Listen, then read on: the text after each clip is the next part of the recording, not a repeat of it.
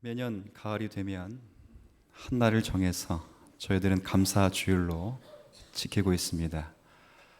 이 감사절의 유래는 종교의 자유를 위해서 미국으로 건너온 신앙인들이 그 어려움 중에 첫 번째 수확을 얻고 하나님 앞에 감사한 것에서 시작됩니다.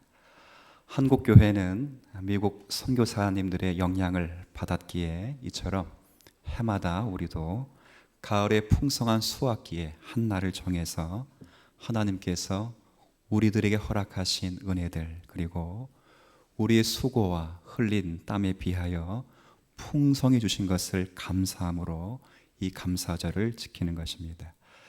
이런 뜻깊은 이 날에 특별히 주님 사랑 교회에 속해 있는 모든 권속들이 이 자리에 함께 교회를 이루었습니다. 여러분 보시는 대로 앞쪽에는 요초등부랑 중고등부 섞여 있고, 저쪽에 요초등부, 그리고 저 위쪽에 중고등부. 요집은 어디 있을까요? 요집은 저 유리창에 지금 거의 갇혀 있는 듯이 뭐 유리벽을 막 두들기고 있어요. 빨리 끊어달라고. 요집은 저 위쪽에서 그렇게 예배를 드립니다. 참 귀한 날이라 생각됩니다. 아무쪼록 영혼이 잘됨 같이 범사가 잘되고 강건한 축복이 여기 함께 교회를 이룬 모든 분 위에 함께 하시기를 진심으로 축복합니다. 오늘 본문은 자유롭게 시편 100편을 말씀 일기 본문으로 정했습니다. 이렇게 정하게 된 이유는 지난주 혹시 할렐루야 찬양대 기억하십니까? 제목이 뭐였죠? 시편 100편이었습니다. 그래서 나보고 설교를 하는가 보다 싶어서 제가 100편을 설교 말씀으로 잡았습니다. 오늘 이 100편을 통해서, 이 말씀을 통해서 두 가지를 확인할 것입니다. 감사하는 성도들이 감사의 대상인 하나님께 첫 번째 어떻게 감사해야 되는가, 처음에 감사의 방법입니다.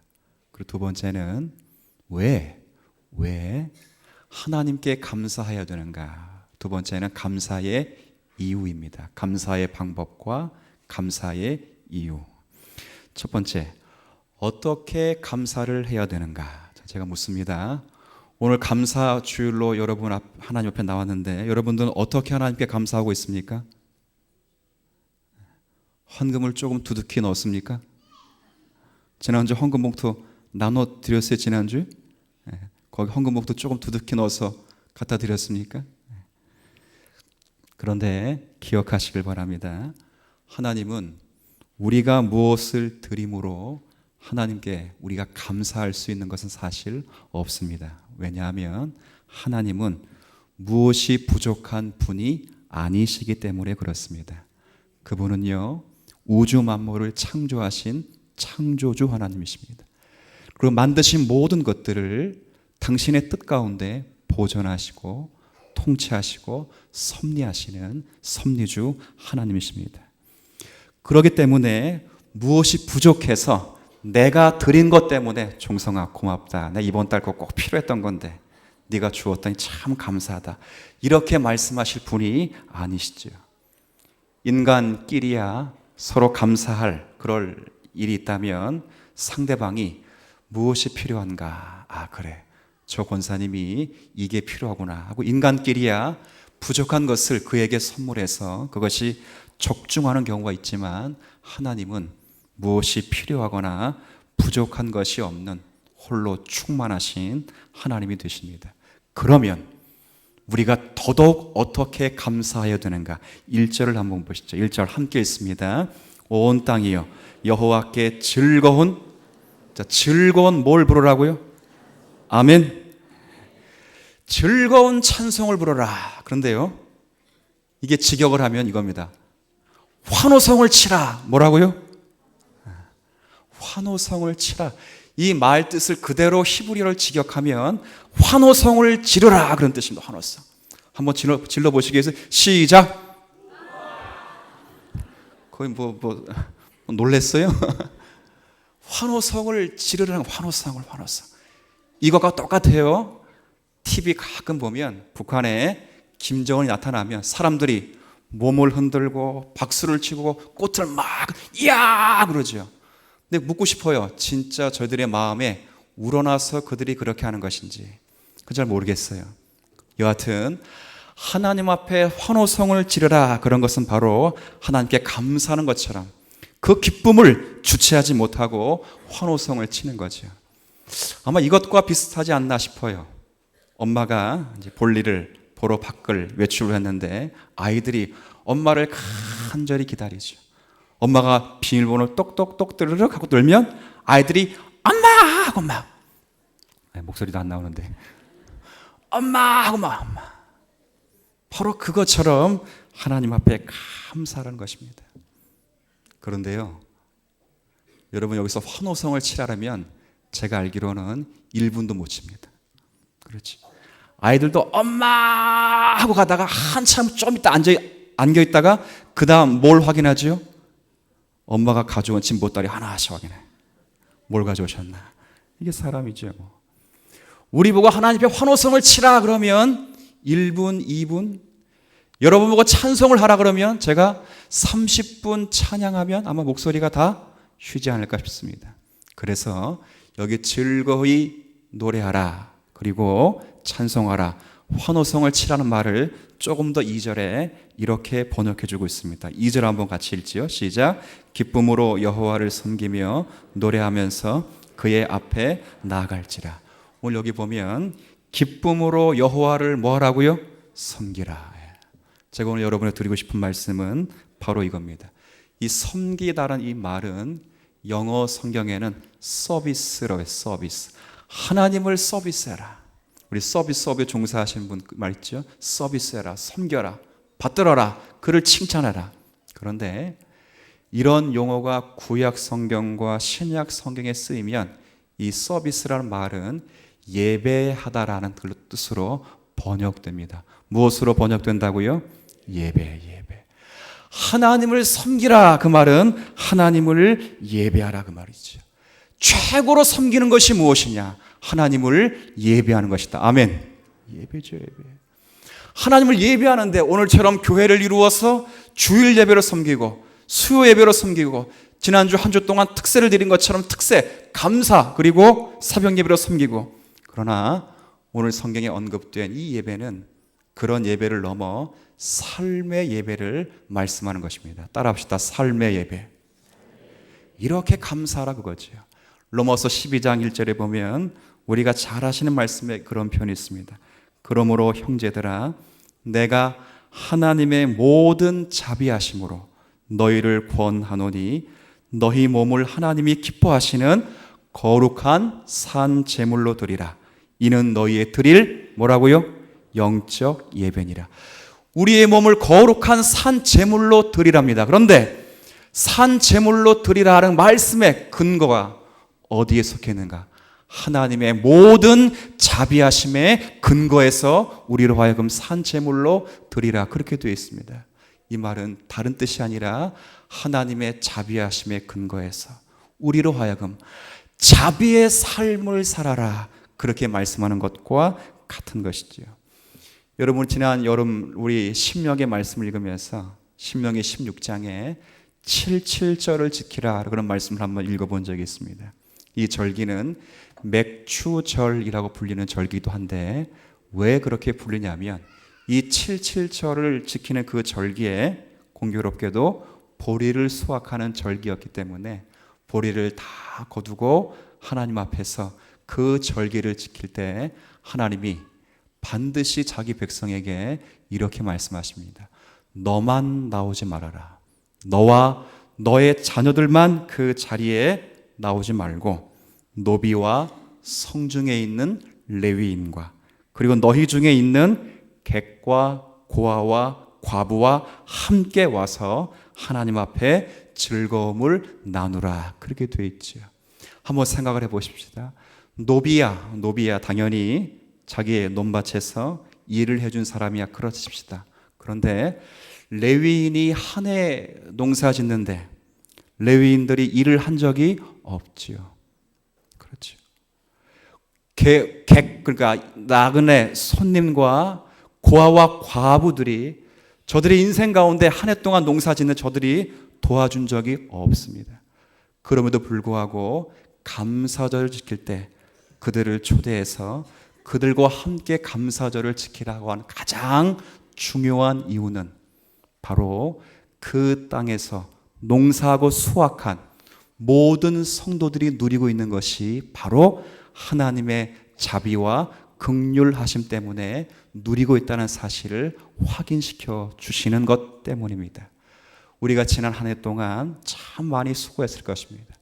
가정에서 수고하고 직장에서 수고하고 삶에서 수고해서 그 한 해에 너무 감사한 그 은혜를 오늘 여러분이 하나님 앞에 드린다고 할 때 여러분 반드시 기억할 것은 이 모든 감사가 우리의 수고, 우리가 흘린 땀이기도 하지만 하나님의 긍휼과 자비의 근거가 있다는 사실을 고백하는 성도가 되시기를 진심으로 기대하는 것입니다. 그럴 때 성도들은 바로 그 자리에 객과 고아와 과부를 함께 데리고 와서 하나님의 자비하심의 근거에서 넉넉한 자비의 삶을 살도록 요청한 것이죠. 저는 이것이 진짜 감사하는 성도의 삶이라 그렇게 말합니다. 헌금을 조금 더 드리고 찬송을 부르고 그리고 예배를 드리고 기도한 것으로 그치지 않고 여호와를 섬기라, 서비스하라, 예배하라 그럴 때 하나님의 자비하심 속에 지난 한 해 동안을 보냈다면 여러분의 삶 가운데, 여러분의 질서 가운데, 여러분의 자리 가운데 자비의 삶, 은혜의 삶이 충분히 드러나는 그런 성도가 되시기를 진심으로 기대하는 것입니다. 제가 지난 주일날, 지난주가 아니라 지난번 주일 중에 한번 그런 말씀을 드린 적이 있습니다. 우리 교회가 이제 조금 더 자비의 삶을 확대해야 되겠다 그런 생각이 들어서 내년부터는 탈북한 성도를 이 교회로 받기로 결심을 그렇게 했습니다. 그래서 제가 이미 지난달에 그 기관을 찾아가서 탈북한 성도 가운데 하나원을 거치고 소사구에 배정되는 그런 분이 있다면 주님 사랑교회로 보내주시기를 간절히 바랍니다. 제가 그렇게 말씀을 드렸습니다. 또 아직은 이 소사구에 탈북자들이 많이 정착하지 아니한 터라 아직은 부족하지만 앞으로 교회에 그런 분들이 오게 될 것입니다. 우리 주님 사랑교회 성도들은 그들을 나그네로만 처하지 마시고 우리가 자비와 긍휼 안에서 구원을 받고 이 자리에 있어 주님을 찬송할 수 있다면 그들을 진심으로 섬겨가는 교회가 되셨으면 좋을 것 같습니다. 지금도요, 제3국에서 대한민국으로 들어오고 싶은데 공안들과 철저한 보안 때문에 못 들어오신 분이 계십니다. 한국교회 많은 성도들이 그 사람들을 데려주기 위해서 일정한 어떤 자금을 대고 그들을 한국으로 데려온 일을 하죠. 저도 한 명을 데려왔습니다. 비용이 그리 크게 들지 않습니다. 우리 성도들이 마음 써주시고 내년부터 씨앗 헌금을 모으셔서 정말 하나님 앞에 감사한다면, 정말 주님 사랑교회가 하나님을 섬긴다고 말한다면 그것이 기도로만, 찬송으로만 그치지 않고 그 서비스가 삶의 자비의 예배로 승화되시기를 기대하는 것이죠. 그리고요, 오늘 정말 자비의 삶을 살기를 기대하신다면 저는 여러분에게 또 한 가지 이렇게 부탁드리고 싶습니다. 여러분의 마음에 객과 고아와 과부를 초대하시듯이 한 해 동안 여러분과 관계가 서먹서먹하신 그런 분들을 여러분의 마음에 초대하셔서 이 감사 주일날 하나님 앞에 감사할 수 있는 성도가 되시길 바랍니다. 그들을 위로하고 축복하고 그들을 격려하고 그들을 세워줘서 하나님 앞에 사랑의 손길을 내어 주어야 할 것입니다. 여러분 잘 아시는 손영환 목사님 계시죠? 우리 애양원에 있는 그 손영환 목사님이 참 오랫동안 사역을 하시면서 나병 환자들을 잘 끌어내셨습니다. 거기 가면 이 유리관으로 만든 입체 모형관에 손영환 목사님이 무릎을 꿇고 한 여인, 나병 환자의 한 여인이 그 종아리에 난 고름을 입으로 쫙쫙 빨아내는 그 입체 모형이 있습니다. 의학용 도구가 아닙니다. 흡착기가 없기 때문에 입으로 그 고름을 빨아낸 것입니다. 어떻게 그런 삶을 살 수 있을까? 그 목사님은 사랑의 원자탄이라고 하죠. 자기의 두 아들을 죽인 그 원수 같은 놈을 자기의 양 아들로 삼고 훌륭한 신앙인으로 만들어서 또 그의 아들을 지금도 목사로 만들어 훌륭하게 키운 이 땅에 누구와 견줄 수 없는 사랑의 원자탄 같은 그런 목사님이지요. 그 여인의 종아리에 난 그 종기를 뽑으면서 여인이 그 목사님을 만류하는 것입니다. 목사님, 이러시면 안 됩니다. 이러시면 안 됩니다. 그게 입에 균으로 퍼지면 목사님도 위험하잖아요. 그렇게 하지 마시라고. 그러나 그 목사님은 사랑의 마음으로 자신이 받은 자비와 긍휼의 마음으로 뽑아내는 거지요. 그 여인이 살아났을까요? 아니요. 그 여인은 죽었습니다. 그러나 그 여인의 마지막 입에서 고백한 그 고백이 생생하죠. 나는 살아생전에 예수 그리스도를 보았다, 그 말이죠. 사랑하는 성도 여러분, 진짜 감사는 여기까지 나가는 감사입니다.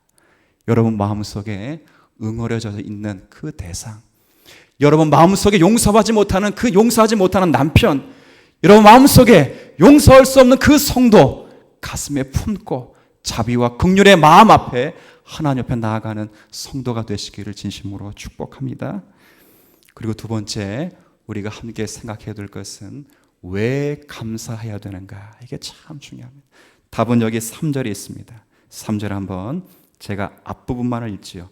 여호와가 우리 하나님이신 줄 너희는 알지어다. 함께 읽습니다. 다시 시작. 이게 무슨 말입니까? 어떻게 감사해야 되는가에 삶의 자비의 삶을 살아라 이렇게 말씀을 드렸습니다. 그런데 두 번째, 왜 그러면 그런 삶을 살아야 됩니까? 그럴 때 여호와 하나님이 누구의 하나님이라고요? 우리의 하나님이십니다. 아멘. 감사할 유일한 이유는 하나님이 저와 여러분의 하나님이시기 때문에 그렇다, 그거죠. 그 하나님으로 어떻게 계시는가? 우리를 위하여 하나님이 신실하게 행하셨다. 우리를 위하여 하나님 가지신 그 생명의 말씀으로 자신이 가지는 성품을 감당하셨다, 그렇게 말씀을 하는 것입니다. 여기 3절 뒷부분에는 하나님이 우리에게 무엇을 행하셨는가 한번 같이 읽습니다. 시작. 그는 우리를 지으시니요 우리는 그의 것이니 그의 백성이요 그의 기르시는 양이로다. 이게 무슨 말입니까? 다른 말이 아니라 이 말은 우리를 만드시고 내 것으로 만드시고 내 사람을 만드시고 내가 책임져 주겠다, 그렇게 말씀하는 거죠. 너는 내 것이라 그렇게 말씀하시고 내 것이기에 내가 너희를 책임져 줄 테니 너는 내 앞에서 감사한 삶을 살아라, 그렇게 말씀을 하는 것입니다. 이 말이요 스승님에게 들을 때 참 기분 좋습니다. 안종석 목사, 내가 너의 진로는 책임질게. 내가 너의 앞에 길은 책임질게. 그런 스승을 만나면 제대로선 가장 기쁘지요. 이 말을 대기업 회장으로부터 들으면 참 좋은 것입니다. 제가 일전에 작년 같은 것 같아요. 이런 명절에 집에서 잠깐 TV를 보는데 이 우리나라의 굵직굵직한 중소기업들을 소개하면서 이 빠른 시간 내에 튼튼하게 성장한 중소기업을 이렇게 소개하는 프로를 봤습니다. 그 중소기업은 크지 않았는데 한 100여 명 안쪽에 있는 사원들이 있는 중소기업인데 참 재미있습니다. 아주 빠른 시간 내에 그 중소기업이 정말 굵직한 중소기업이 되는데 거기에는 사장님과 모든 직원들과의 끈끈한 정이 있습니다. 어떻게 됐냐면 처음에 모든 직원을 뽑을 때 임시직으로 뽑는답니다. 그런데 그 임시직이 1년 지나면 거의 99.9% 자기가 원치 않으면 나가고 나머지는 다 정직원이 된답니다. 그런데 정직원이 될 때 사장님이 직접 그 사람에게 이렇게 말합니다. 예를 들어 종성이라고 합시다. 안종성 군, 내가 당신의 인생을 사고 싶소. 당신의 결혼, 당신의 자녀, 당신의 부모를 내가 책임질 테니까 당신은 당신의 인생을 내게 줄 수 있겠어. 자, 줄 수 있을까 없을까요? 있죠. 자기의 결혼까지 책임지고, 그렇다고 여자를 소개시켜주는 게 아니라 결혼 예식에 비는 모든 돈, 그리고 자녀의 대학 등록금까지 싹, 부모님들 섬기는 모든 노비까지 싹 대주는 그런 기업이죠. 지사 충성을 하는 것입니다. 그렇게 해서 그 사업이, 그 경영이 대단히 잘 진행되는 내용을 확인한 적이 있습니다. 그런데 이 말을, 내가 너를 책임져 주겠다 하신 이 말씀을 사장님이 하시는 것이 아니라 누가 하신다고요? 하나님이 하시는 것입니다. 하나님이. 이사야 성경 43장 1절 2절에 야곱아 너를 창조하신 여호와께서 지금 말씀하시니라. 이스라엘아 너를 지으신 이가 이제 말씀하시니라. 너는 두려워하지 말라. 내가 너를 구속하였고 내가 너를 지명하여 불렀나니 너는 내 것이라. 내가 물 가운데 지날 때에도 내가 너와 함께 할 것이요 강을 건널 때에도 물이 너를 침몰하지 못할 것이며 내가 불 가운데 지날 때도 타지 아니할 것은 불꽃이 너를 사르지 못하게 할 것이라. 왜냐하면 내가 너를 구속하였고 내가 너를 지명하여 부른 너는 내 것이기 때문이다. 그거죠. 바로 여러분이 이런 자들입니다. 하나님의 은혜와 사랑 가운데 주님 앞에 부름을 받아 하나님의 것이 되었기 때문에 그 하나님이 나를 창조하시고 지으시고 나를 섭리하셔서 지금의 이 자리에까지 있게 하신 하나님이시기에 우린 그 하나님을 감사할 수 있고 그 하나님 앞에 감사의 삶을 살아갈 수 있는 거죠. 여기 조금 더 5절에 보면 이렇게 표현하고 있습니다. 하나님은 어떤 성품이신가 보시죠. 자, 5절 한번 같이 읽어볼까요? 시작. 여호와는 선하시니 그의 인자하심이 영원하고 그의 성실하심이 대대에 이르리로다. 아멘. 하나님이 너는 내 것이다 이렇게 말씀해 두시고 우리가 조금 마음 변했다고 해서 너는 남의 것이다 이렇게 말하지 않는다 그 말이십니다. 너는 내 것이라 이렇게 말씀하시면 그분은 인자하시고 성실하시고 그분은 영원하시기 때문에 끝까지 우리를 책임져서 하나님의 거룩하신 뜻과 섭리의 자리까지 앉히실 것이다 그렇게 말씀을 하는 것이죠. 부족함이 없다는 것입니다. 그래서 다윗의 시 23편 1절에 뭐라고 고백하고 있지요? 다 같이 한번 해볼까? 여호와는 나의 목자시니 시작. 내게 왜 부족함이 없습니까? 여호와는 나의 목자시기 때문에 그렇습니다. 그분이 내게 돈 1억을 주었거나 내게 건강을 주었거나 내게 자녀를 주었기 때문에 내게 부족함이 없는 게 아니라 여호와는 내게 목자시니 부족함이 없으리로다. 아멘. 하나죠, 하나. 하나님이 여러분의 인생을 사셨습니다. 종성아, 너의 목숨을 내게 줄 수 있겠니? 예, 하나님. 그러면 너의 목숨은, 너의 삶은, 너의 운명은 내가 책임질 것이다. 그렇게 말씀을 하는 것입니다. 1년 동안 어떻게 살았는지 모르겠습니다. 전투하며 힘들게 살았겠지요.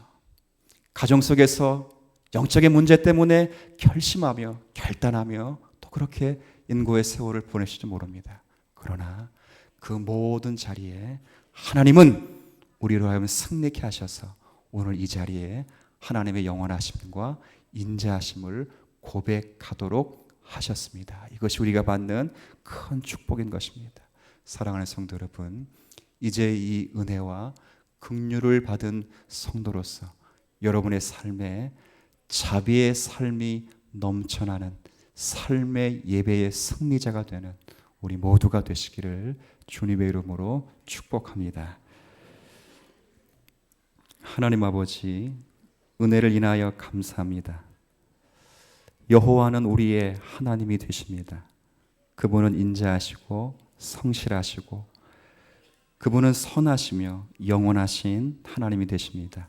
내게 부족함이 없이 우리와 함께 계셔서 우리로 하여금 이 자리에 이르기까지 승리케 하셨습니다. 이제 주님과 함께 지난 1년 동안 동행했던 그 은혜에 너무 감사해서 그 하나님이 나의 하나님이신 고로 이 아침 감사하며 주님께 예배를 드립니다. 입술로 드리는 감사로 지나치지 않게 하시고 물질로 드리는 것으로만 지나치지 않게 하시고 삶으로 이 인자하시고 영원하신 하나님 앞에 감사의 삶을 살아갈 수 있는 우리 모두가 되게 하여 주옵소서. 성도를 향하여 웃는 성도가 되게 하여 주시고 인사하며 양보하며 축복하며 격려하는 넉넉한 성도가 되게 하여 주옵소서.